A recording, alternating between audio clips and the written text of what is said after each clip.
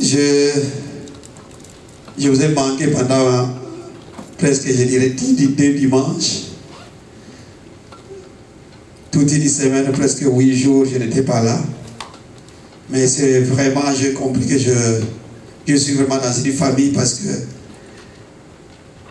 votre absence, je sentais vraiment votre absence. Et quand je suis arrivé à Washington, j'ai vu les messages que l'apôtre m'avait envoyés. Parce que au Canada, je ne pouvais plus, mon fils avait dérangé mon téléphone, je ne pouvais plus avoir des messages sur WhatsApp ou même des messages normaux, je ne peux plus avoir ça. Et j'ai vu les messages de l'apôtre, j'ai senti que je suis dans une famille. Alléluia. Vraiment, que Dieu vous bénisse. Et merci aussi pour être parmi ceux-là qui ont accepté de participer à ces séminaires. En fait, ces séminaires, c'est un enseignement que nous avons commencé. Mais nous avons compris que cet enseignement est très important dans notre église. Pour que notre église puisse aller de l'avant, nous avons besoin que le peuple soit enseigné. Alléluia. C'est pourquoi nous avons organisé ces 3 jours d'enseignement qui commencent aujourd'hui. Nous allons continuer les vendredis et nous terminerons les dimanches. Je pense que nous allons terminer aussi cet enseignement les dimanches. Alléluia. Gloire soit rendue à Dieu. Mais comme c'est un séminaire que nous commençons, j'aimerais commencer au commencement. Parce que il y a peut-être des gens qui n'étaient pas là au début quand j'avais commencé cet enseignement. Mais j'aimerais que tous nous soyons sur le même diapason, au même niveau. L'objectif de cet enseignement, le thème en fait, c'est être disciple de Jésus-Christ. Ça c'est le thème que nous avons. C'est comme ça que nous avons intitulé cela, être disciple de Jésus-Christ. Et lorsque j'avais commencé cet enseignement, il dit devenir disciple de Jésus-Christ. C'est la même chose. Être disciple de Jésus-Christ ou devenir disciple de Jésus-Christ. Parce que l'objectif, Dieu ou Jésus-Christ, ce qu'il vise dans nos vies, c'est que nous puissions nous donner, c'est-à-dire nous offrir à lui en fait qu'il puisse nous utiliser comme ses instruments. Parce qu'un disciple de Jésus, c'est quelqu'un qui est prêt à pouvoir se sacrifier pour son maître. Alléluia. Voilà donc les thèmes que nous partageons ensemble, c'est être un disciple de Jésus-Christ. Être un disciple de Jésus-Christ. Et les textes de base où nous sommes dans Jean, évidemment il y a beaucoup de textes que nous lisons. Nous sommes dans Jean chapitre 8, versets 30 à 32. Jean chapitre 8, versets 30 à 32. Et nous allons lire ces textes. Jean chapitre 8, versets 30 à 32. Papa Gilles va nous lire cela. Si comme nous n'avons pas d'interpréteur aujourd'hui, je crois qu'on ira vite. Jean chapitre 8, versets 30 à 32. La Bible dit ceci: vous connaîtrez la vérité et la vérité vous affranchira. Ils lui répondirent: nous sommes de la postérité d'Abraham et nous ne fûmes jamais esclaves de personne. Comment dis-tu, vous deviendrez libres? En vérité, je vous le dis, leur répliqua Jésus. Quiconque se livre au péché est esclave du péché. Or, l'esclave ne demeure pas toujours, c'est jusqu'à 38 ans. J'ai parlé de Jean chapitre 8, 30 à 32. On dit que vous êtes en train de lire un autre texte. Comme Jésus parlait ainsi, plusieurs crient en lui. Et il dit aux Juifs qui avaient cru en lui: si vous demeurez dans ma parole, vous êtes vraiment mes disciples. Vous connaîtrez la vérité et la vérité vous affranchira. Alléluia. Amen. Si vous demeurez dans ma parole, si vous demeurez dans la parole, donc celui qui demeure dans la parole, c'est celui-là qui est disciple de Jésus-Christ. Il doit demeurer dans la parole de Christ. Donc Jésus, quand il s'adresse à ses disciples, il les enseignait. Il enseignait ses disciples. Et les enseignements qu'il leur a transmis, il dit, ces enseignements-là, si vous les gardez, si vous les mettez en pratique, alors vous êtes mes disciples. Alléluia. Amen. Voilà, nous avons commencé cet enseignement en commençant d'abord par définir ce qu'est un disciple. Nous avons parlé de trois grands points. C'était qu'est-ce qu'un disciple, ou qui est un disciple de Jésus-Christ, et pourquoi être disciple de Jésus-Christ, et comment devenir disciple de Jésus-Christ. Alors aujourd'hui, nous allons parler des premiers points. Peut-être qu'il y a certaines choses que je vais ajouter que je n'ai pas parlé la fois passée.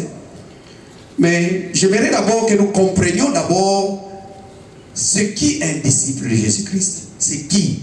Si nous comprenons ce qu'est un disciple de Jésus-Christ, et le reste sera facile à comprendre. Alléluia. Alors, j'avais dit d'abord étymologiquement, selon l'étymologie du mot, et si le mot disciple vient du latin discipulus. Discipulus qui signifie seulement un élève ou un apprenti. C'est-à-dire une personne qui reçoit l'enseignement d'un maître. Donc quand il reçoit un enseignement, tu as un maître qui te donne des enseignements, toi qui es son disciple, lui est le maître. Ça peut être aussi, par exemple, pour le cas dans la science aussi. Il y a des maîtres. Moi, je peux avoir un maître, par exemple, il dit, j'ai fait la chimie, mais j'ai eu un maître qui m'a montré ou qui m'a donné des enseignements sur la chimie. Donc, ça peut être une science ou un art. Tu reçois les enseignements sur une science donnée. Celui-là qui te donne ces enseignements, c'est ton maître. Mais toi, tu es un élève. Alléluia. Et par extension, un disciple, c'est celui qui adhère à un enseignement d'un maître ou à une doctrine donnée. Lorsque tu adhères à un enseignement ou tu adhères à une doctrine donnée, ça, tu es un disciple. Et pour nous, dans notre cas, notre maître, c'est Christ. Christ est venu avec la bonne nouvelle. Alors, Christ est venu avec la bonne nouvelle. Lorsque nous recevons cette bonne nouvelle, nous recevons les enseignements de Christ, nous le mettons en pratique, nous les prenons comme, nous approprions ces enseignements-là, nous les mettons en pratique, alors nous sommes les disciples de Jésus-Christ. Alléluia. En fait, l'objectif de cet enseignement, c'est que nous voulons que dans notre église, qu'il n'y ait pas seulement des gens qui se disent « Ah, moi je suis chrétien » ou « Je suis un croyant », mais qui ne font pas ce que Jésus veut. Ou en d'autres termes, dans notre église, nous ne voulons pas avoir des simples croyants ou des simples chrétiens, mais nous voulons avoir des gens qui ont donné leur vie à Jésus, qui les ont offerts à Jésus, qui veulent que Jésus prenne compte, utiliser leur corps, leur intelligence et tout ce qu'ils possèdent pour son service. Amen. C'est ça l'objectif. Donc c'est dit, nous voulons pas avoir des simples croyants. Parce que vous allez voir ça que dans l'église, tous nous pouvons être des croyants, mais nous ne sommes pas des disciples. Donc un croyant, nous allons comprendre ça, c'est qui est un croyant et c'est qui est un disciple. Tout disciple est croyant, mais tout croyant n'est pas un disciple. Alléluia. Nous ne voulons pas avoir seulement des croyants de l'église, mais nous voulons avoir des disciples de Jésus-Christ. Et j'avais dit la fois passée, bien-aimé, que vous savez, aujourd'hui c'est tout le monde qui peut s'appeler que moi je crois, qui veut dire moi je crois à Jésus-Christ. Moi je l'ai déjà accepté dans ma vie. Jésus-Christ est dans ma vie. Plusieurs peuvent dire ça. Plusieurs, que moi je crois en Christ. Oui, ne t'arrête pas à la croyance, mais il faut aller au-delà. Et c'est ce que nous allons essayer de faire comprendre dans ces séminaires. Alléluia. Amen. Les disciples de Jésus-Christ, qui est-il? Nous avons d'abord, selon la définition, selon le dictionnaire ou l'étymologie du mot, c'est ce que nous avons compris. Un disciple, c'est un élève, un apprenti. C'est celui qui reçoit un enseignement des maîtres. Mais maintenant, selon la Bible, nous retournons maintenant dans la parole de Dieu. Dans la Bible. Qui est un disciple? Et vous voyez d'ailleurs l'intérêt que Jésus a donné aux disciples. Lorsqu'il commence sa mission, ou il commence son ministère public, la première chose que Jésus a fait, c'est de pouvoir recruter les disciples. C'était la première chose. Jésus a recruté les disciples. C'était la première chose qu'il a faite. Avant qu'il commence même à faire des miracles, les disciples étaient là. Il a commencé par recruter les disciples. Vous voyez l'intérêt que Jésus apporte à ça. Le mot disciple a existé même dans l'Ancien Testament. Dans l'Ancien Testament, vous trouverez un disciple. Pour vous faire comprendre ça, nous pouvons aller par exemple dans 1 Chronique chapitre 25. 1 Chronique chapitre 25. 1 Chronique chapitre 25. À toi Jésus est bon. 8 jours je me suis reposé. Mais je peux lire maintenant la Bible. Dieu a fait grâce. Je peux lire la Bible sans même porter les lunettes. Pourtant à un moment donné, avant de lire la Bible, je dois d'abord porter les lunettes, tout ça. Mais maintenant je peux lire sans lunettes. Oh Dieu, Dieu soit loué. Nous sommes dans 1 Chronique chapitre 25, verset 8.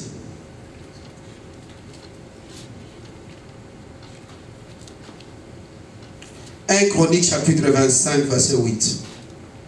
La Bible dit, ils tirèrent au sort pour leur fonction, petits et grands, maîtres et disciples. Alléluia. Si vous lisez ce texte, vous allez comprendre que ici, nous sommes dans 1 Chronique. Vous voyez ici, par exemple, on voulait confier des fonctions aux chants, c'est à l'époque de David. Vous savez, des gens qui devaient servir. Mais maintenant, chacun devait avoir une fonction. Donc maintenant, il fallait donner des fonctions aux gens. Mais il fallait... Et ici, lorsque vous allez dans 1 Chronique, je ne vais pas faire... c'est pas ça vraiment la base de notre enseignement. Mais c'est pour vous faire seulement comprendre que le monde et les disciples ont existé même dans l'Ancien Testament. Ils ont existé. Donc, ils ont existé. Il y avait des maîtres et des disciples. Donc, lorsque vous lisez ces textes de 1 Chronique, j'avais vu un peu à ces textes. Vous voyez par exemple au début de ces textes. Vous allez-y au début. Papa Julien, au début du chapitre. Lisez un peu. David et les chefs de l'armée mirent à part pour le service ceux de fils d'Asaph, des Man et de Jéduthun, qui prophétisaient à s'accompagnant de la harpe, du luth et des cymbales. Et voici le nombre de ceux qui avaient des fonctions à remplir. Arrêtez-vous là. Vous voyez donc, il y avait des fonctions. Des gens qui avaient des fonctions. Maintenant, pour confier des fonctions aux gens, ils ont utilisé, ils ont tiré au sort. Et on dit par exemple, pour le cas des disciples, par exemple, tel disciple il va faire ceci. C'est pour vous faire voir seulement que il y avait aussi des maîtres dans l'Ancien Testament et il y avait aussi des disciples. Il n'y a pas que ça, il y a beaucoup de passages qui parlent de disciples dans l'Ancien Testament, même dans Isaïe par exemple. Dans Isaïe 8, 16, ça vous pouvez lire ça même à la maison. Vous allez voir que le disciple a existé aussi dans l'Ancien Testament. Alors, mais ce qui est important pour nous, c'est de revenir dans le Nouveau Testament. Alléluia. Nous allons plus parler du Nouveau Testament.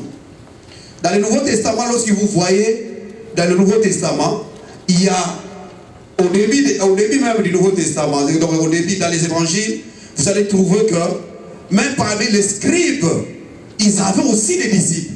Les scribes. Les Jean-Baptiste qui a précédé Jésus pour venir préparer les chemins de la venue du Seigneur. Lui aussi avait des disciples. Donc quand vous lisez par exemple dans Marc chapitre 2, dans Marc chapitre 2, nous allons lire seulement un seul verset, le verset 18. Marc chapitre 2, verset 18. 2, verset 18.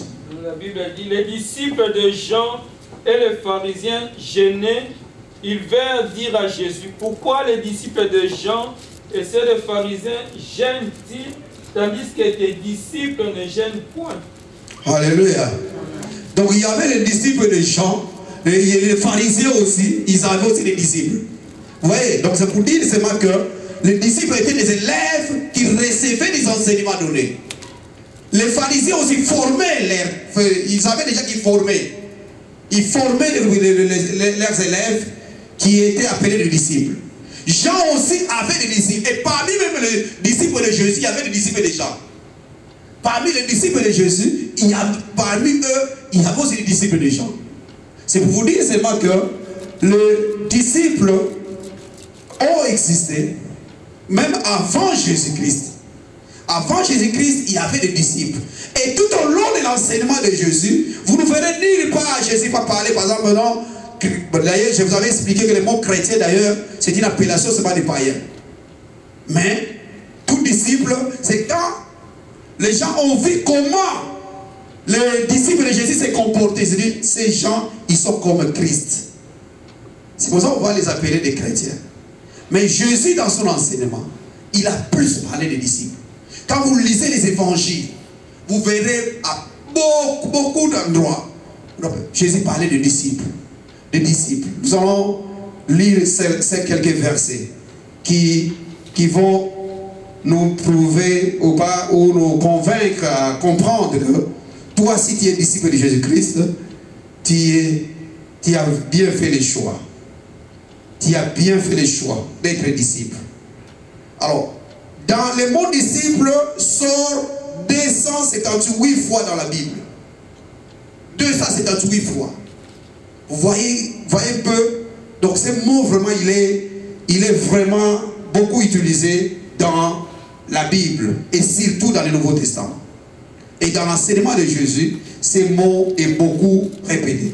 Nous allons lire maintenant Jean chapitre 13, verset 35. Jean chapitre 13, verset 35. La Bible dit ceci. À ceci, tous connaîtront que vous êtes mes disciples, si vous avez de l'amour les uns pour les autres. Alléluia. Amen.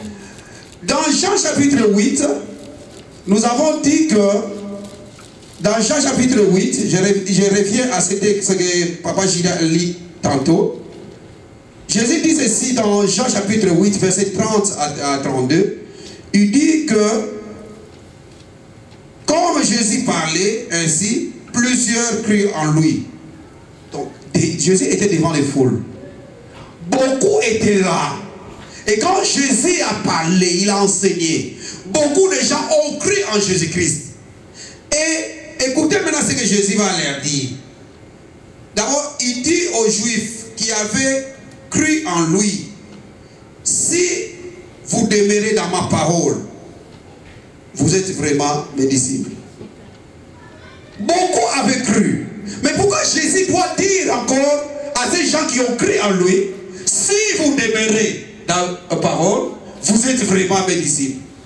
Cela signifie que tous ceux-là qui avaient cru en Jésus n'étaient pas les disciples de Jésus. Ce n'est pas le fait de croire en Jésus-Christ qu'on est disciple de Jésus-Christ. Mais c'est le fait de demeurer. C'est-à-dire, vous commencez d'abord par croire et ensuite vous demeurez. Il y a deux choses. En d'autres termes, lorsque on a cru en Jésus-Christ, c'est-à-dire on a accepté Jésus-Christ comme notre sauveur. Nous croyons que Christ est notre sauveur. Mais deuxièmement, nous devons accepter que nous allons croire, accepter que Jésus-Christ est notre Seigneur. Il n'existe pas, il ne faut pas seulement croire que Jésus-Christ est venu nous sauver, mais il faut croire que Jésus-Christ est votre Seigneur. C'est-à-dire que Jésus-Christ a des droits sur nous. Amen. Il a des droits sur nous. Si nous croyons, quand je dis, par exemple, quelqu'un, je l'appelle mon Seigneur. Un mon Seigneur, c'est-à-dire c'est quelqu'un qui a un pouvoir sur moi. Il peut me dire tout ce qu'il fait. Fais ceci, fais cela. C'est ça le Seigneur. Et Jésus-Christ, lorsque nous l'acceptons comme notre sauveur. C'est-à-dire notre... il est notre sauveur, il est venu nous sauver, notre sauveur. Ne nous arrêtons pas là. Allons au deuxième étape, c'est-à-dire acceptons-le comme notre Seigneur. C'est alors nous devenons disciples de Jésus-Christ. Donc pour être disciple de Jésus-Christ, il faudra le deux. Accepter Jésus-Christ comme votre sauveur, c'est-à-dire le salut. Jésus nous a amené le salut. Vous croyez à ce salut-là. Et deuxièmement, accepter Christ comme Seigneur. C'est pourquoi Jésus-Christ est notre sauveur et Seigneur. Mais dans l'église, il y a plusieurs qui sont seulement de gens qui ont accepté Christ comme leur sauveur. C'est-à-dire, ils n'ont pas accepté Christ comme leur Seigneur. Ils ne veulent pas abandonner leur vie à Christ. Ils ne veulent pas s'abandonner à Christ. Parce que celui qui accepte Jésus-Christ comme son Seigneur, c'est celui qui s'abandonne à lui. C'est-à-dire, prends-moi, fais de moi ce que tu veux. Alléluia. C'est celui-là un disciple. Un disciple, nous avons lu dans Jean 8, c'est celui qui garde la parole. Et ce que nous pouvons lire dans Jean 13, là on parle de l'amour. Un disciple, c'est celui qui aime son prochain. Et celui qui n'aime pas, il n'est pas de Dieu. Celui qui n'aime pas, il n'est pas de Dieu. Et c'est pourquoi j'avais dit même qu'il y a un verset qui résume le 2 ici. Et ça se trouve dans Jean chapitre 15, verset 9 à 10. Jean chapitre 15, verset 9 à 10. La Bible a dit, comme le Père m'a aimé, je vous ai aussi aimé. Demeurez dans mon amour. Si vous gardez mes commandements, vous demeurez dans mon amour. Et de même que j'ai gardé le commandement de mon Père et que je demeure dans son amour. Garder les commandements. Garder, c'est-à-dire demeurer dans la parole de Dieu. Et puis demeurer dans l'amour de Dieu. Donc si Jésus-Christ que lui, il est dans, donc c'est-à-dire il aime son pays, il aime son Père. Et nous devons demeurer dans cet amour. Nous devons aimer. Aimer. Et aimer pas seulement Dieu, parce que Dieu nous ne le voyons pas. Mais nous devons aimer notre frère, aimer notre soeur. Un disciple de Jésus-Christ, c'est celui qui a l'amour des autres. Amen. Il a l'amour des autres. Et c'est pourquoi Jésus-Christ a témoigné de cet amour-là.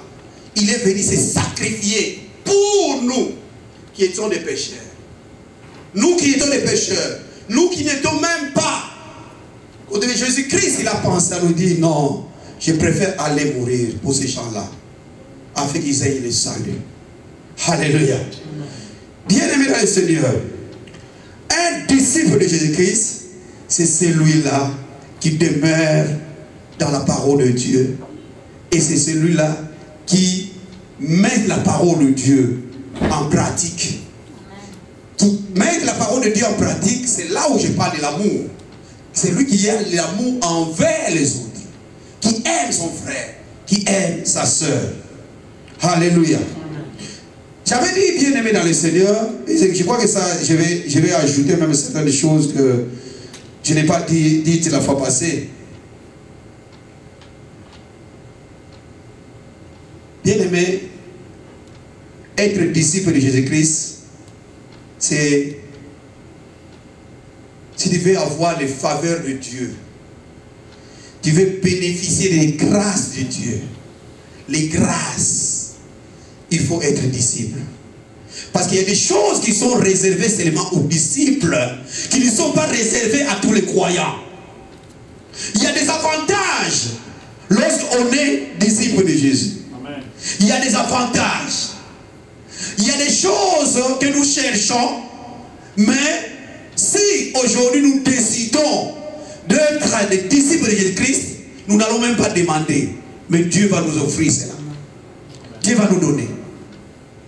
Dieu va nous donner. Bien aimé. Vous savez que les disciples de Jésus-Christ, après la mort de Christ, c'est eux qui étaient devenus des célèbres en Israël. C'est-à-dire, il y a un verset qui dit, et nous avons lu, je crois, ce verset la fois passée, Nous avons lu ce verset la fois passée, je pense, qu'un disciple n'est pas plus que son maître. Mais tout disciple accompli peut devenir comme son maître. Le disciple, après avoir reçu les enseignements de Jésus-Christ, après avoir reçu les enseignements de Jésus-Christ, ils sont, après le départ de Jésus, ils sont devenus des maîtres. On a vu les disciples faire les miracles que Jésus faisait devant ses disciples. Les disciples ont fait des miracles en Israël, ils ont fait des choses terribles. On a vu même Paul, évidemment, qui n'était pas parmi les disciples de Jésus-Christ, mais que Jésus-Christ, lui, a été choisi par Christ lui-même pour être son apôtre. Et vous avez vu, par exemple, Paul, après être appelé par Christ, il est allé au pied des disciples de Jésus. Il est resté avec les apôtres. Paul est resté avec les apôtres. Il est resté avec eux pendant un temps. Et ensuite, il a commencé. Et vous savez, la Bible dit, mettez-moi dans l'acte des apôtres, mettez-moi à part Paul et Silas pour l'œuvre à laquelle je les ai appelés. C'est-à-dire qu'il était parmi les apôtres. Il s'est laissé. Il a entendu les enseignements aussi des apôtres. Quand il a eu une autre révélation aussi. Révélation, mais il a suivi les témoignages des apôtres. C'est-à-dire, un disciple de Jésus-Christ, c'est quelqu'un qui se laisse conduire. Il se laisse conduire. Donc, le disciple de Jésus-Christ, bien aimé, c'est quelqu'un qui a beaucoup d'avantages. Nous verrons ça, je crois que ça sera même le dimanche. Il a beaucoup d'avantages. On ne peut pas rester à l'église sans ne rien faire à l'église. Jésus-Christ a besoin de gens qui ont reçu ses enseignements et qui les mettent en pratique. C'est-à-dire qu'il a besoin, Jésus-Christ, des témoins. C'est-à-dire toi et moi, nous devons devenir des témoins de Christ. Nous devons témoigner l'évangile de Christ aux autres. Nous devons les témoigner. C'est ça, Jésus-Christ. Un disciple de Jésus-Christ, c'est celui qui témoigne Christ partout où il est. Dans sa façon de se conduire. Dans tout ce qu'il fait, il doit témoigner Jésus-Christ. Jésus-Christ, on doit voir Jésus-Christ à travers nous. C'est ce qui est arrivé aux disciples. Jésus est parti, mais les disciples sont restés. C'est pour ça qu'on va commencer même à tuer ces deux disciples et on les a arrêtés. Pourquoi? Parce qu'on se dit, mais cet homme, nous l'avons tué. Mais c'est comme si son esprit continue à agir. Et c'est ça, l'esprit de Jésus qui est en nous, que nous avons reçu. Doit nous pousser à aller vers les autres, à aller témoigner Jésus-Christ à l'extérieur, aux extrémités de la terre. C'est ça, c'est à quoi Jésus-Christ nous appelle. Lui-même donne ces commandements, où il donne ces commandements aux disciples dans Matthieu chapitre 28. Nous pouvons lire ça, Matthieu 28, verset 19. Qu'est-ce qu'il dit? Lorsqu'il était presque à la fin de sa mission, voilà ce qu'il va dire aux disciples. Qu'est-ce qu'il va leur dire? Jésus s'étant approché, leur parlait ainsi. Tout pouvoir m'a été donné dans le ciel et sur la terre. Allez faire de toutes les nations des disciples en les baptisant au nom du Père, du Fils et du Saint-Esprit, et enseignez-leur à observer tout ce que je vous ai prescrit. Et voici, je suis avec vous tous les jours jusqu'à la fin du monde. Alléluia. Amen. Ça c'est, il donne un ordre à ses disciples. Il les envoie. Il dit, tout pouvoir m'a été donné. Et Jésus, quand il dit, tout pouvoir m'a été donné, c'est-à-dire, c'est pour nous dire que le pouvoir là, je vous le donne. Je vous transfère ce pouvoir-là. Allez. Moi, j'ai fait de vous des disciples. Vous aussi, allez. Faites des disciples. Alléluia. Cela signifie que ce que Jésus-Christ veut voir en nous, c'est d'être des disciples et qui font encore d'autres disciples, qui créent, qui multiplient des disciples. Donc, le disciple de Jésus-Christ, j'avais dit, ils étaient des disciples, mais après ils sont devenus des maîtres. Et aussi, on fait des disciples. Vous verrez que Paul, par exemple, quand vous lisez les épîtres de Paul, Paul avait des disciples, n'est-ce pas? Et ces disciples, il commence, le Timothée, par exemple, le Timothée, bon, il avait beaucoup de disciples, bon, Paul. Et même aussi, les apôtres, pas seulement Paul. Lorsque vous lisez les Écritures, vous allez comprendre aussi qu'ils ont placé des diacres, ainsi de suite. Mais ce sont un diacre, c'est un élève. C'est comme un élève, quelqu'un qui reçoit les enseignements des maîtres. Et les maîtres à cette époque, c'était les apôtres. Alléluia. Moi, je suis à l'église ici, je reçois les enseignements, par exemple, de l'apôtre. Je suis un disciple. Je suis son disciple, n'est-ce pas? Je suis son disciple parce que je reçois ces enseignements et je dois les mettre en pratique. Donc, évidemment, quand je parle de l'apôtre, je vois Jésus à travers parce que Jésus qui l'a placé ici. Les enseignements que l'apôtre doit me donner sont les enseignements sur Jésus-Christ. Sur Christ Jésus. Parce que nous sommes à l'église, nous ne parlons pas des histoires mondaines, nous parlons des enseignements de Christ. Donc, lorsque je dis que je suis disciple de l'apôtre, cela signifie que je reçois les enseignements de l'apôtre. Lui aussi a reçu ces enseignements-là. Mais les enseignements dont je parle, c'est les enseignements de Jésus-Christ. Alléluia. Donc, bien-aimés dans le Seigneur, l'église d'aujourd'hui est pleine de croyants. L'église d'aujourd'hui est pleine de gens qui s'appellent chrétiens. Mais en réalité, Jésus n'a pas besoin seulement de gens qui croient en lui. Mais Jésus n'a pas besoin seulement de gens qui croient en lui, mais il a besoin de gens qui sont ses serviteurs. Amen. Les serviteurs là, ce sont les disciples de Jésus. Pour être serviteur de Jésus, tu dois être, donc tu es disciple de Jésus-Christ. C'est-à-dire, tu as reçu les enseignements et tu mets ces enseignements en pratique. Un serviteur, c'est un disciple de Christ. Les apôtres étaient des disciples de Jésus-Christ et ils ont commencé à servir Christ et Jésus. Jésus n'a pas besoin de gens qui viennent s'asseoir seulement sur les bancs et après avoir reçu les enseignements, ils sont partis et ils oublient tout. Jésus a besoin de gens qui reçoivent ces enseignements, qui les mettent en pratique. Et à l'église, nous ne devons pas avoir seulement des spectateurs.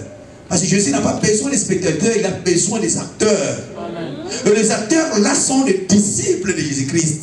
Ce sont ces acteurs-là, des gens qui doivent témoigner Christ partout, enseigner partout. Lorsque tu es dans un groupe de gens, il faudra que toi qui es disciple de Jésus-Christ, tu fasses voir aux gens que toi, tu n'es pas comme eux, toi tu es différent. Jésus a besoin de serviteurs. Il n'a pas besoin de gens seulement de dire que moi j'ai réussi Jésus-Christ. Oui, les bandits qui étaient à la croix avec Jésus. Vous savez ces bandits-là, il y avait deux bandits, n'est-ce pas? Mais l'un qui s'était répandu, avait changé de langage. Nous avons lu la fois passée que les deux ont commencé à parler mal de Jésus-Christ. Mais l'un s'est dit non, nous ne sommes pas comme lui. Lui ne mérite pas ce qu'il subit. Il ne mérite pas. Et à la fin, il fait une demande à Christ. Il dit, quand tu reviendras dans ton paradis, souviens-toi de moi. Souviens-toi de moi. Vous savez que celui-là, il n'a pas eu le temps d'aller faire, je ne sais pas, d'aller servir ou témoigner Jésus-Christ partout. Mais il a eu le salut ce jour-là. Jésus dit, ce soir même, je serai avec toi au paradis. Ce soir même. C'est-à-dire que celui-là, il avait cru en Jésus-Christ. Mais il n'a pas, comme son sauveur, mais il n'a pas cru comme son Seigneur. Donc un sauveur peut aller au ciel.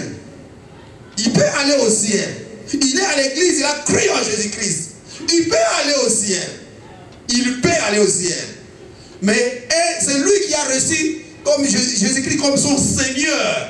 Il est différent des autres. Celui-là, c'est celui-là qui va recevoir des couronnes à la fin. C'est celui-là qui va recevoir des couronnes. Amen. Lorsque Christ va donner les couronnes, il va donner les couronnes aux disciples et non aux croyants en général. C'est aux disciples, c'est là qui ont servi Jésus. C'est là qu'ils se sont offerts. Donc, ils ont offert leur vie pour que l'évangile puisse aller de l'avant. sont ceux-là qui vont recevoir la couronne à la fin. Bien aimé dans le Seigneur. Comme je disais, l'objectif de cet enseignement, c'est que tout le monde, nous puissions nous décider de devenir des disciples. Ne soyons pas seulement des simples chrétiens ou des simples croyants. Ne nous limitons pas là. Ne nous limitons pas là. Mais nous devons aller au-delà. Servons Dieu. Servons Dieu. Mettons la parole que nous recevons là en pratique. Si nous mettons cette parole en pratique, bien aimés, nous verrons, il y a des choses que nous n'allons pas demander à Dieu. C'est des prières que vous allez faire à Dieu sont inutiles. C'est lui qui est un vrai serviteur, qui est serviteur de Dieu, qui sert Dieu. Dieu sait. Il sait déjà c'est à quoi, pour ce qu'il doit donner à son serviteur. Il y a des choses que vous n'allez plus demander, vous allez seulement louer Dieu, adorer Dieu.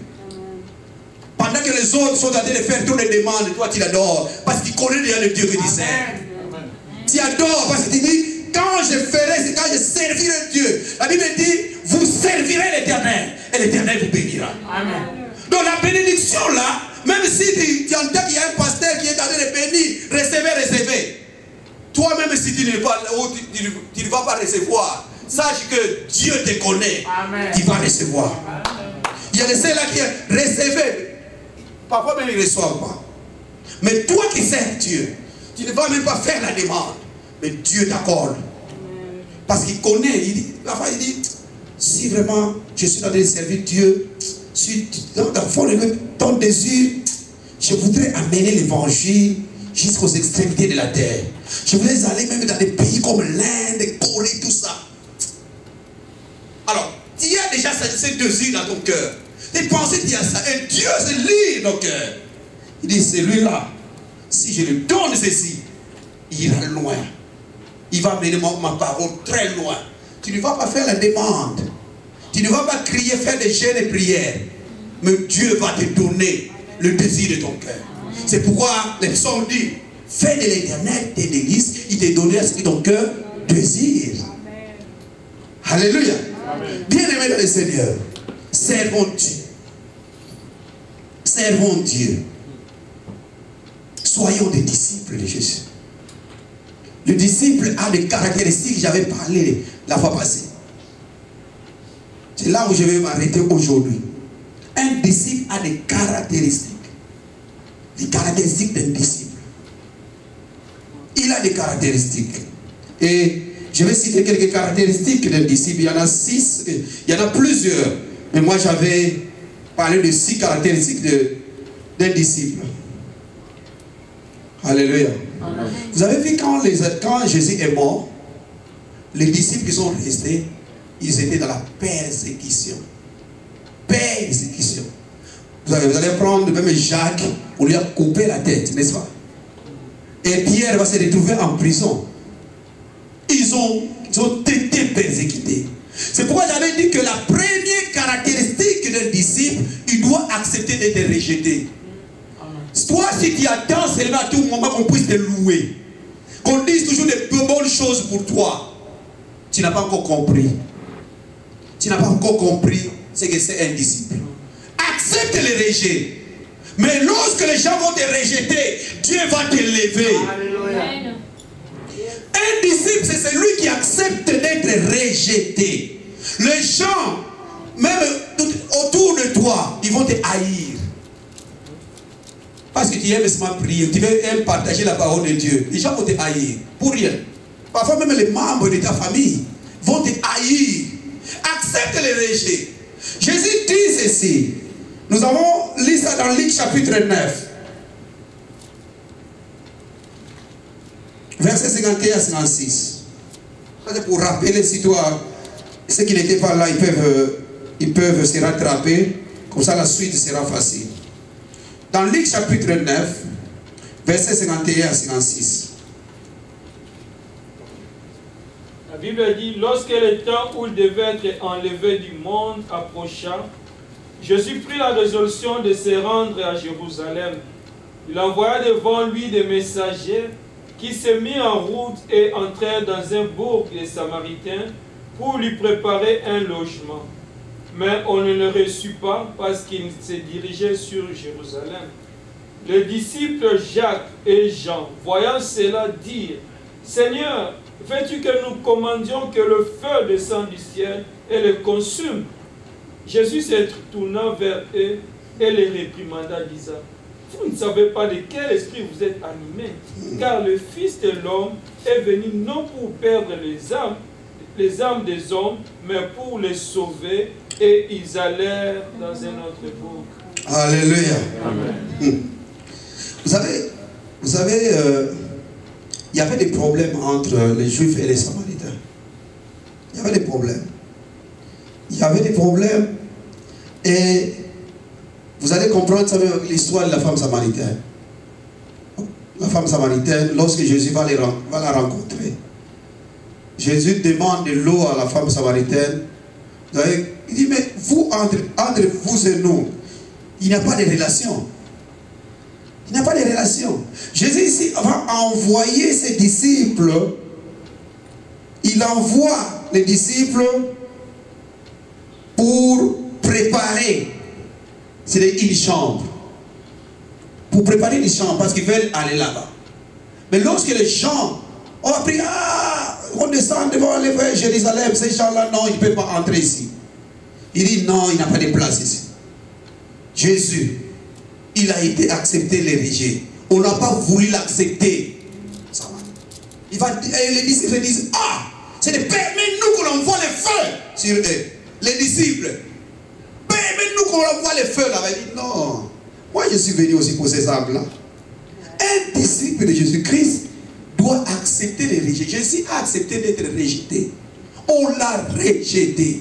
Mais lui, c'est dit, les mêmes personnes qui l'ont rejeté, il est venu pour ces personnes-là. Alléluia. Vous allez comprendre, bien aimé, même là où vous travaillez, lorsque vous êtes disciple de Jésus-Christ, même c'est lui que vous aimez, mais il va vous trahir. Même c'est lui qui dans votre cœur, il dit, c'est lui, je l'aime. Mais tu ne vas pas comprendre, c'est la même personne qui va dire des mauvaises choses sur toi, à ton chef. C'est lui-là que tu aimes. Et aimé. Mais toi, en tant que disciple, continue à l'aimer. Donne-lui plus d'amour. Et quand il lui donnera plus d'amour, tu verras ce que Dieu peut faire. Pas faire. Cette personne m'a dit ce que j'ai fait. C'est ce que je lui fais. Mais lui continue à m'aimer. Et c'est ce que Jésus a prouvé ici. Il dit à ses disciples, moi je ne suis pas venu perdre les âmes. Je suis venu sauver ces âmes. Même ceux-là qui me rejettent, moi je dois continuer à les aimer. Amen.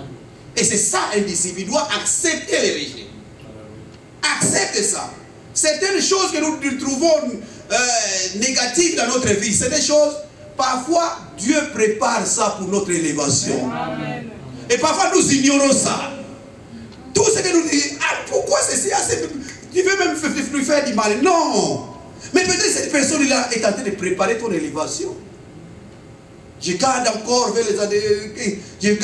enseignement que l'apôtre Tangoloko qui nous avait donné. Au Congo, je me rappelle encore. Il dit, ton ennemi va placer, il va chercher à placer, c'est comme un barrage. Il peut prendre, et lui, comme il aimait prendre les armes, il place les tables devant. L'ennemi place comme un obstacle pour que toi tu ne passes pas. Mais Dieu va se servir cet obstacle-là pour que toi tu montes. L'ennemi va commencer à te voir comme ça. Alléluia. Il y a certaines choses que Dieu peut faire dans notre vie. Il les fait au travers de ceux-là que tu appelles tes ennemis. Dieu fait ça au travers de ces gens-là. Et toi tu dis, et puis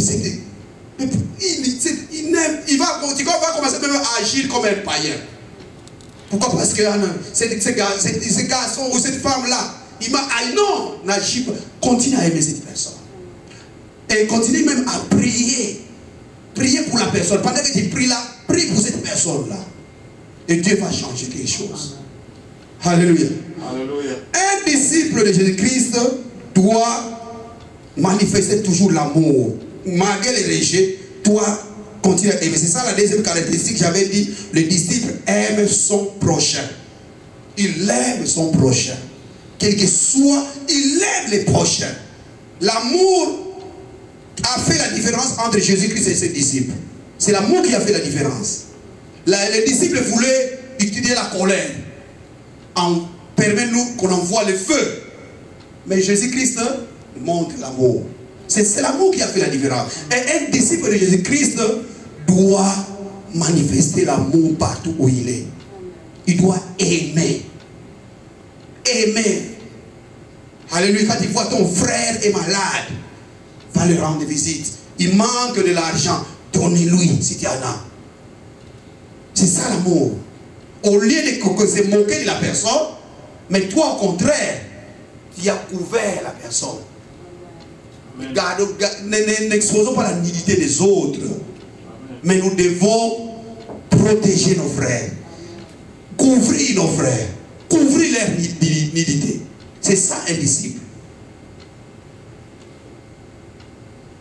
Et l'exemple ici, j'avais pris l'exemple, on ne va pas lire ça, c'est l'exemple de la femme samaritaine. La femme samaritaine. Vous voyez par exemple, Jésus a dit que, la femme dit qu'entre vous et nous, il n'y a pas de relation, n'est-ce pas? Mais Jésus, il dit, si tu savais celui qui te parle, tu lui aurais même demandé de l'eau. C'est ça, Jésus a manifesté, il savait qu'il est venu pour que cette âme-là soit sauvée. Et Jésus a atteint son objectif. Il a sauvé cette âme. Cette âme est la femme samaritaine. Lui a fait un grand bond. Un bond de géant. Lorsqu'il a compris que c'est lui le Messie, amen, il a couru dans la ville pour aller proclamer l'évangile. Alléluia. Amen. Manifestons l'amour, bien-aimé. Si nous manifestons l'amour, il y a des gens à qui nous n'allons même pas trop insister. Tu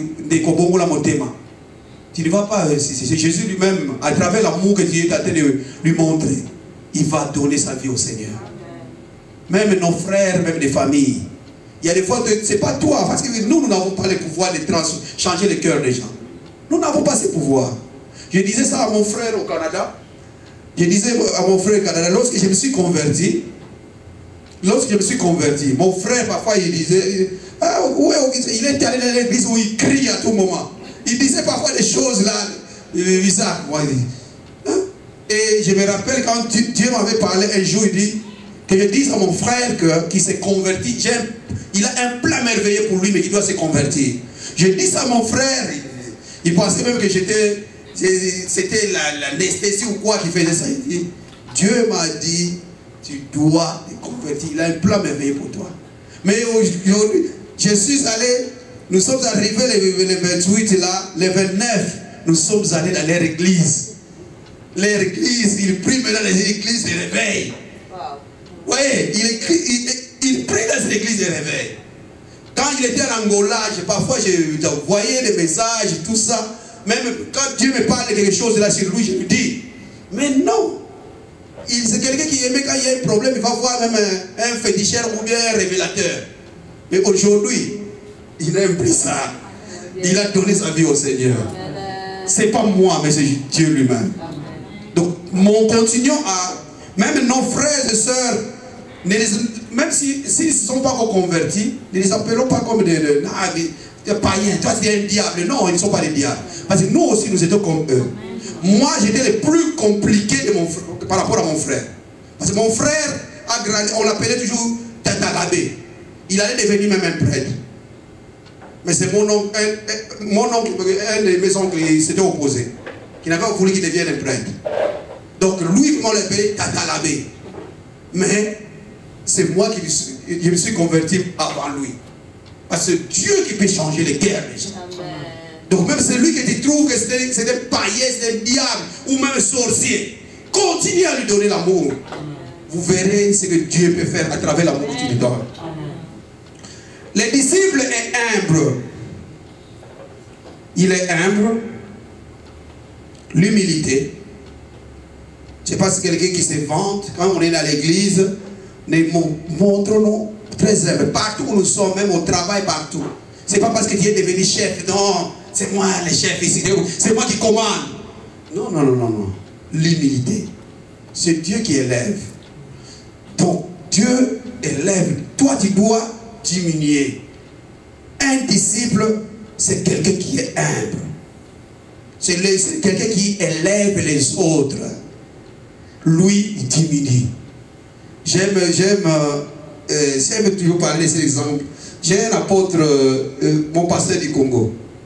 Celui-là, le pasteur là, il n'a pas beaucoup appris.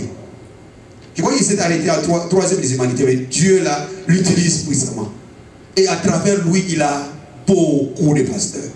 Lorsqu'il veut te saluer, c'est comme il salue quelqu'un. Il dit, comme ça, l'humilité, il aime. Je dis, pourquoi tu fais? Il dit, non papa. Il aime toujours vanter les autres. Donc lorsque tu es un disciple, ne cherche pas à te vanter. Cherche à ce que les autres puissent t'élever. Ce sont les autres qui vont t'élever, pas toi. Toi, fais en sorte que les autres puissent être haut et toi tu sois bas. Alléluia. C'est ça un disciple. Un disciple, ce n'est pas celui qui se vante. Et dans la Bible, on n'aura pas le temps de lire ces passages. De lire chapitre 14. Verset 10 à 11. Mais je vais juste parler de ces passages. Même dans... Vous voyez aussi l'histoire de Luc 18 avec les pharisiens et les publicains qui vont aller prier dans les temples. Alléluia. Amen. Vous voyez par exemple la prière des pharisiens. Hein? Il va commencer à se vanter que moi je donne la dîme. Moi, dans cette église, si ce n'est pas moi, on allait déjà fermer cette église. Parce que chaque fois, je dois donner ma dîme.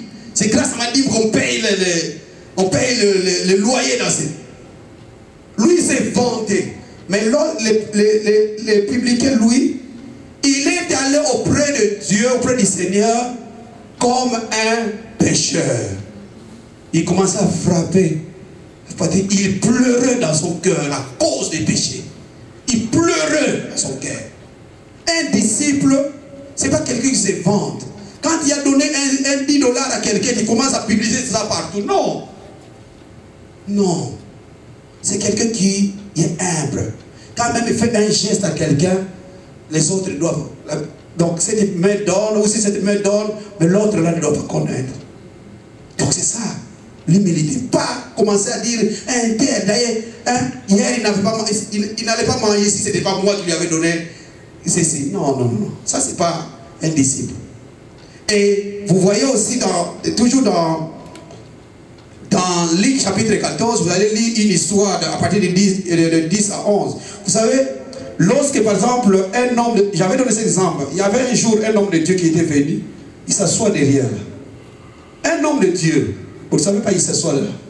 Mais quand on a signalé que, ah c'est elle, rapidement on l'a mené ici, devant. C'est-à-dire que, toi, c'est pas parce que tu es ceci, tu veux toujours être à la première place. Non, non. Cherche à ce que les autres puissent t'élever. Toi, diminue. C'est ça l'humilité. Et le disciple est totalement dépendant de Dieu. Un disciple doit dépendre totalement de Dieu. Si tu es un disciple de Jésus, j'avais dit, il y a des choses que tu ne vas pas demander. Parce que tu sais que Dieu sait que toi, tu en as besoin. Tu en as besoin. Tu ne dépends pas des hommes. Oh, des circonstances. Comme disait l'apôtre un jour, il dit, mais vous savez, Isaac était à Guérar. Tout le monde a couru vers l'Égypte. Ils sont allés vite à l'Égypte parce qu'il y avait la famine à Guérar. Les autres disent qu'il n'y a rien à manger. Les autres disent que ici dans ce pays, les gens ne peuvent ici à Georgia, dans cet état, les gens ne peuvent pas évoluer. Les autres disent. Mais toi, tu ne dépends pas des autres. Amen. Toi, tu dépends de Dieu. Amen. Il ne faut pas écouter ce que les autres disent. Mais qu'est-ce que Dieu dit? Isaac, les autres sont allés. Mais Dieu lui dit, toi, tu restes à Guérar. C'est là où je te bénirai. Et la Bible dit, il est resté à Guérar. Et Dieu l'a béni abondamment. Un disciple ne dépend pas des hommes. Il dépend de Dieu. Amen. Dieu peut t'élever là où il n'y a rien, là où c'est sec. Dieu peut faire te bénir. Alléluia. Donc toi, tu ne dépends pas des hommes, mais tu dépends de Dieu.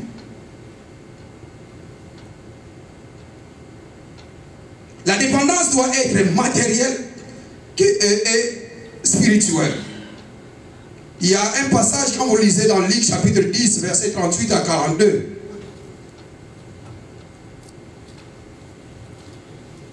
C'est un passage qui nous parle aussi des priorités. Donc nous sommes dans Luc chapitre 10, verset 38 à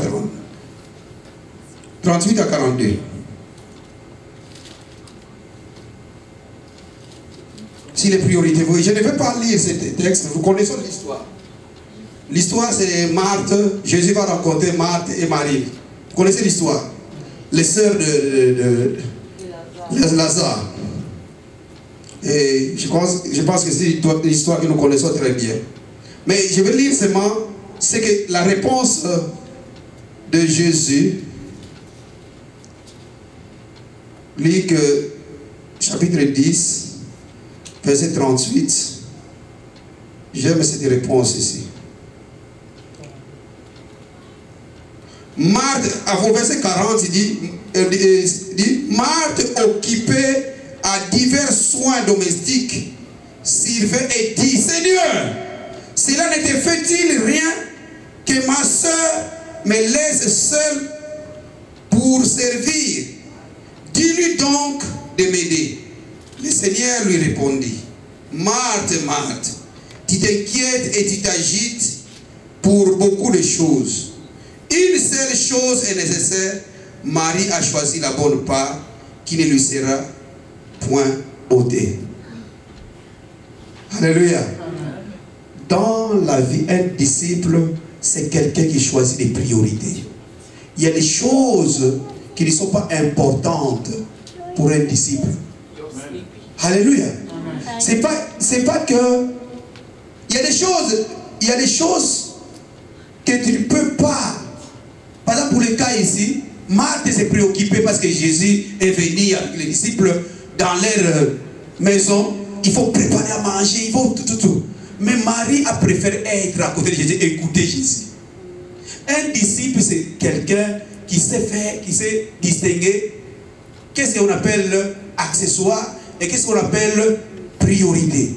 Il y a des choses qui sont accessoires, que les autres peuvent faire. Mais toi, parce que tu es disciple de Jésus, tu dois choisir ce qui est nécessaire. Et ce qui est nécessaire, c'est surtout la parole de Dieu. Écoutez plus Dieu qu'écouter le monde. Un disciple de Jésus, c'est celui qui écoute plus Dieu qu'écouter le monde. Les croyants à l'église, beaucoup de croyants aiment écouter le monde qu'écouter Dieu. Beaucoup de croyants, ils préfèrent écouter Baloba Kidim. Mais ils n'aiment pas demander à ce qu'est-ce que la Bible dit. Qu'est-ce que la parole de Dieu dit. Un disciple, c'est celui qui dépend de Dieu, qui écoute plus Dieu. Et Dieu, pour l'écouter, on va l'écouter à travers sa parole. C'est à travers sa parole. Et Marie avait choisi la bonne part d'écouter la parole de Dieu. Et la parole de Dieu ne lui sera jamais ôtée. Si tu as la parole, cette parole, personne ne peut te ôter cette parole. C'est cette parole-là qui te fera vainqueur devant tes ennemis. Si tu as cette parole-là, l'ennemi ne te vaincra pas. C'est cette parole-là. La parole, c'est Jésus lui-même. Si tu as Jésus, tu as cette parole en toi, tu es vainqueur. Amen. Tu vas marcher avec la victoire. Alléluia. Tu seras devant l'ennemi, tu ne vas pas commencer à chercher. Oh, t'as moi sinon. Oh, non, Jésus. C'est Jésus. Parce que Jésus est la parole. Et les disciples attendent, j'avais dit le dernier, les disciples attendent le retour de Jésus-Christ. C'est là où je vais m'arrêter aujourd'hui. C'est-à-dire, quand je dis que le disciple, il est prêt. Il est prêt. Il attend le retour de Christ de Jésus. Ça dit quoi? Cela signifie que Jésus lui-même, quand vous lisez dans l'Acte des Apôtres, au chapitre 1er, on nous dit comment Jésus va revenir, n'est-ce pas? Tel qu'il était allé, c'est tel qu'il reviendra. Mais, toujours la parole de Dieu dit, on ne sait pas, on ne sait ni le jour, ni l'heure. Le jour que Jésus reviendra, personne ne le connaît. Jésus lui-même dit, c'est seulement son Père qui connaît. Il a dit ça à ses disciples, c'est seulement son Père qui connaît. Il ne connaît pas le jour, il ne connaît pas l'heure. Et un disciple de Jésus doit avoir ça dans son esprit. Il dit, je dois toujours être prêt. Parce qu'il peut arriver ce soir, il peut arriver, je ne sais pas, à minuit, pendant que je dors. Mais moi, je dois être prêt. C'est-à-dire, ma vie doit être conforme à la parole de Dieu. Amen. Il faudrait que ma vie soit conforme à la parole de Dieu. Amen. Même s'il vient ce soir, moi je suis prêt. Même s'il vient à minuit, je suis prêt. S'il vient demain, moi je suis prêt. C'est ça la vie du disciple. Amen. Un disciple, c'est pas celui-là, il a un problème avec son frère. Il attend d'abord que beaucoup de mois passent pour arranger ces problèmes-là avec son frère. Non. Un disciple, c'est celui-là qui doit s'examiner tous les jours. Amen. Chaque minute, il s'examine. J'avais dit quelque chose à mon frère là, mais j'ai trouvé que, on dirait mon frère n'a pas aimé ça. Non, non, il faut que j'appelle mon frère là, pour que je puisse arranger. Hein? Vous voyez, parce qu'il y a certaines choses, je peux dire ça, hein, c'est Tina, j'ai dit quelque chose là, mais peut-être moi je dis ça en blaguant. Mais la Tina, hein, ça reste. Et que je remarque que la Tina a changé d'attitude, je dis non, il faut que j'appelle la Tina. Je dois arranger avec ma soeur. C'est ça, je dis, comme des caractéristiques, le disciple doit être prêt tous les jours. Il attend le retour de Christ. Parce que c'est ce qu'on appelle la parousie. C'est-à-dire Christ reviendra réellement. Christ va revenir. Il y a des gens qui croient que c'est comme une histoire. Non, il reviendra. Amen. Et les signes sont déjà là. Amen. Parce que les signes dont la Bible parle, il y a des signes déjà qui sont en train de se manifester. Soyons prêts. N'attendons pas, je ne sais pas, 2 jours, 3 jours pour pouvoir régulariser nos relations avec les autres. Notre vie doit être conforme à la parole de Dieu tous les jours. Amen. Ne te sens pas à l'aise, bien-aimé. S'il y a quelque chose qui ne va pas avec ton frère, s'il y a quelque chose qui ne va pas avec ta soeur, ne te sois pas à l'aise. Je ne sais pas comment tu seras te présenter devant Dieu. Même quand nous allons prier devant le Seigneur, qu'est-ce que nous allons lui dire si nous n'aimons pas notre frère? Si nous n'aimons pas notre soeur, qu'est-ce que nous allons lui dire? Le disciple est toujours prêt. Il attend le retour de Jésus. Il sait que lorsque Jésus reviendra dans les airs, il va se retrouver là. Amen. Il va se retrouver là. C'est ça le disciple. Le disciple, ce n'est pas quelqu'un qui, non, qui est ni chaud ni froid. Non. C'est quelqu'un qui doit être déterminé. Dit, moi j'ai choisi la bonne part. C'est Christ. Et ma vie doit être conforme à Christ. Il faudra que j'arrange ma vie tous les jours. Amen. Lorsque j'ai péché, je dois demander pardon. Parce que il y a des fois, je peux faire quelque chose et qui n'est pas conforme à la parole de Dieu. Oui, ça peut arriver. Ça peut arriver. Mais je ne dois pas dormir comme ça. Je dois arranger. Même avec ma femme, les choses ne peuvent pas marcher parfois. Hein? Mais parfois, il y a des choses qui ne marchent pas. Mais je dois arranger avec ma femme. Il faut que la relation entre moi et ma femme soit bonne. Parce que si je n'aime pas, la Bible dit, si tu n'aimes pas ton frère que tu vois, comment aimeras-tu Dieu que peut-être tu n'as jamais vu? Amen. Alléluia. Aujourd'hui, je voulais juste m'arrêter à ce niveau. Nous devons connaître qui est un disciple et quelles sont les caractéristiques d'un disciple. Un disciple, c'est celui qui garde la parole et qui la met en pratique. Mais un disciple, c'est un témoin de Jésus. C'est un témoin de Jésus, serviteur. Il est un serviteur. Et Jésus a montré ça. Il a montré à ses disciples comment être un serviteur. C'est lui qui va laver même les pieds de ses disciples. Au lieu que les disciples lavent les pieds du maître, mais c'est lui qui va laver les pieds des disciples. Voyez l'humilité. Un disciple, c'est vraiment un témoin de Jésus. Témoignons Jésus dans notre vie. Amen. Alléluia. C'est ce que Jésus attend de nous. Voilà, donc nous arrêtons ici pour aujourd'hui et nous allons continuer le vendredi prochain et pour terminer le dimanche. Mais comme j'avais dit, il y a beaucoup de choses à dire sur cette terre. Beaucoup de choses à dire, mais je vais prendre l'essentiel que je vais parler pendant ces 3 jours. Et l'objectif, c'est que tous nous décidions, si nous ne sommes pas encore disciples de Jésus-Christ, que nous le devenions. Afin que nous servions Jésus, nous témoignions Jésus. C'est ça le but de cet enseignement. Que Dieu vous bénisse. Lèvons-nous, nous allons prier. Alléluia.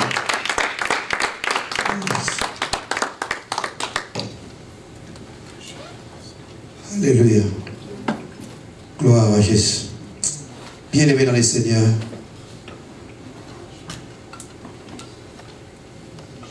Gloire à Jésus. Tu as suivi, toi et moi, nous avons suivi cet enseignement sur être disciple de Jésus-Christ. Nous allons commencer d'abord par définir un disciple de Jésus et donner certaines caractéristiques qui montrent tel est disciple de Jésus-Christ. Tu te regardes toi d'abord toi-même, bien-aimé. Regarde où tu peux te situer. Es-tu croyant en général ou tu es disciple? Si tu n'es pas encore arrivé à ce stade-là d'être disciple de Jésus-Christ, prie Dieu que jusqu'à la fin de ce message, à cet enseignement, tu puisses te décider à devenir disciple de Jésus-Christ. C'est-à-dire son serviteur ou sa servante, son témoin. Prions le Seigneur. Alléluia. Seigneur, je sais, éternel des armées, il y a quelque chose que tu voudrais faire, Seigneur Père de gloire, dans notre assemblée.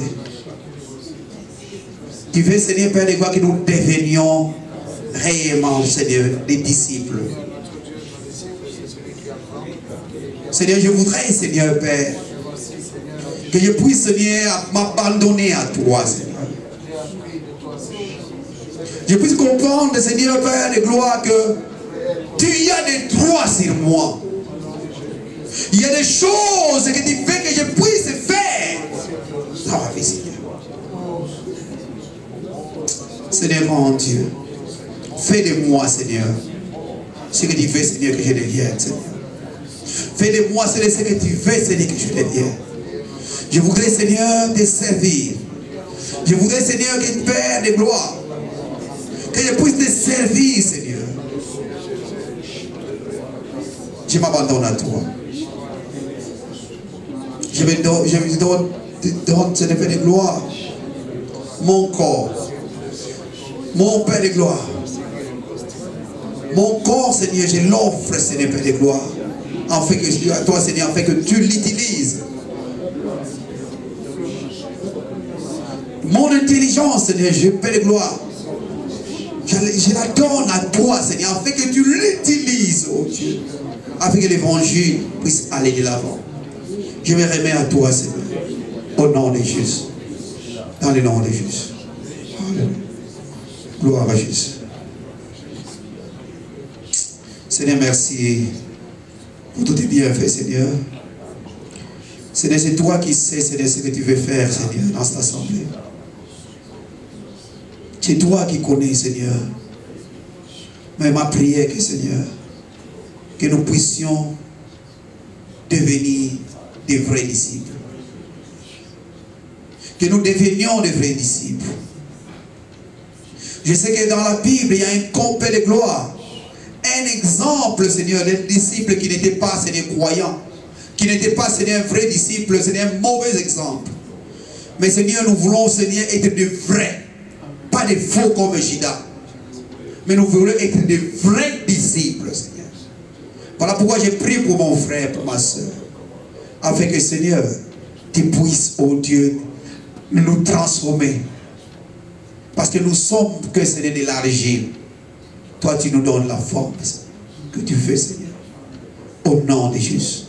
Nous avons ainsi prié. Amen. Amen.